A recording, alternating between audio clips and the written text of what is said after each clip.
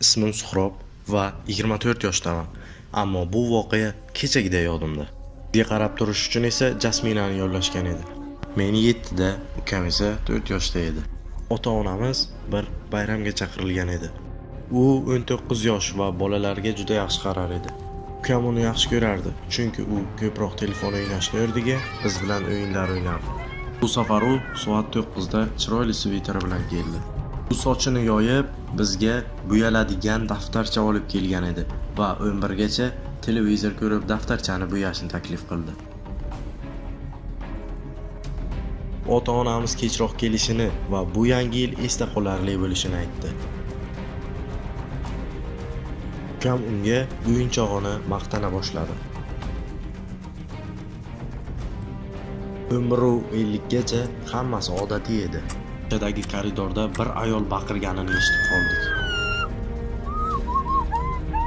Ingan shisha ovozlari ham kelib turardi. Sekin o'rnidan turdi hamda tekshirib kelgunicha jim o'tirishimizni aytdi.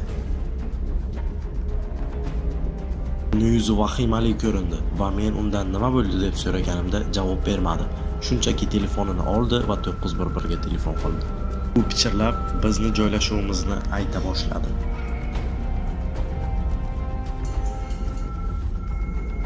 U bizga tabassum bilan qaradi, ammo uning ko'zlarida qo'rquv bor edi.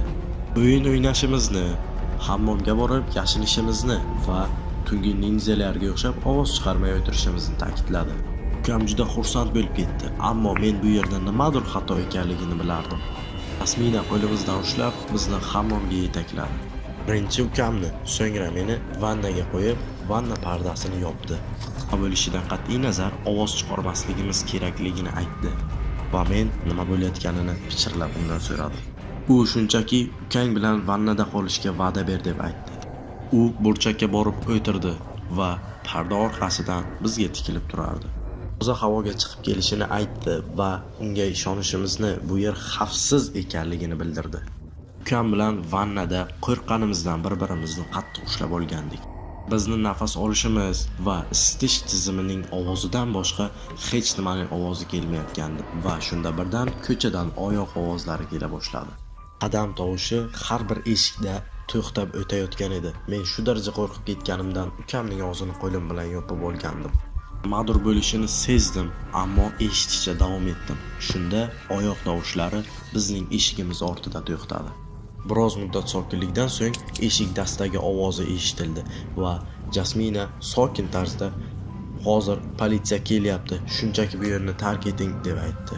Shunda nimadir eshikni juda ham qattiq urdi. Jasmina juda ham baland baqirdi. Men va ukam esa qo'rqqandan qaltirayotgan edik. Shunda mebellar singan ovozi eshitila boshladi. Oyoq tovushlari uzoqlashib ketayotgan edi. Ukam yig'lab yubordi va men uni og'zini qattiqroq ushladim. Kimdir mehmonxonaga juda ham tezlikda bordi va hamma narsalarni, mebellar, yostiqlarni buzib tashladi. Va xonamni tepib kirdi. Shundan so'ng u yuvinish xonasiga keldi. Men ukamni juda ham qattiq quchoqlab olgan edim. Pardaning biroz ochiq joyidan uni ko'rdim. U uzun bo'yli va qora maska kiyib olgan odam edi. Qo'lidagi pichog'idan qon tomib turardi va u pardani ochishiga bir vaqt qolganda Jasmina baqirdi.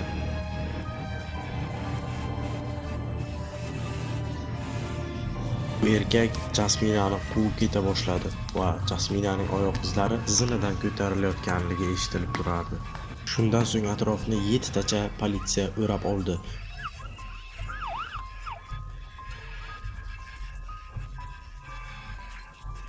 Ularning ba'zilari bizni ko'tarib ko'rpaga o'rashdi va nimani eshitishganimiz haqida so'rashdi. Shu daraja qo'rqqanimdan ularning savollariga javob ham bera olmadim. Ammo bir narsani so'rardim. Jasmina qayerda? Ular javob berishmasdi. 20 daqiqadan so'ng ota-onamiz yetib kelishdi va bizani juda ham qattiq quchoqlab yig'lashayotgan edi. Ular qayta-qayta bizni xavfsiz ekanligimizni aytishardi, ammo men nimagadir ishonmasdim va ko'chada o'ralgan bir narsani ko'rdim. Oq ko'rpada qon ko'rdim va tanish sochni ko'rdim. O'sha tunda u bizni qutqaraman deb o'lishiga bir vaqt qolgan ekan. qovurg'asi singan va bosh suyagidan katta jarohat olgan ekan. Jasmina qariyb 6 oy kasalxonada o'tkazdi va u erkak qo'lga olingan edi. Uning ismi Furqat edi. Uni yana bir sherigi ham bo'lgan. Aslida esa ular umuman boshqa kvartiraga kirishmoqchi bo'lishgan. U yo'lidan chiqqan odamni o'ldirib ketavergan. Ammo biz Jasmina tufayli omon qoldik.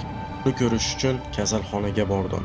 U uyg'ongan edi va yuzlarida shishlar paydo bo'lgandi. U meni ko'rdi va jilmayishga harakat qildi. U mendan yaxshimisan deb so'radi. Men bosh siljitdim va 7 yosh bo'lsam ham u tufayli tirik qolganimni bilardim. Ortiq u enaga bo'lib ishlamayapti. Shunchaki boshqa davlatga ko'chib ketdi. Ota-onam esa uni dori-darmonlaridan xabardor bo'lib turishdi. U biz uchun nima qilganini haligacha unutolmayman. Hozir ukam va men kattamiz. O'zimizni oilamiz, o'zimizning muammolarimiz bilan va o'zimizning kvartiralarimizda. Ammo har yangi yilda biz Jasminani eslaymiz. Ketsa buyurtma qilib, yulduzlarga qarab 19 yil avvalgi bo'lgan voqeani eslab turardik. O'shanda u bizni hayotimizni saqlab qolgan va biz buni unutmaymiz.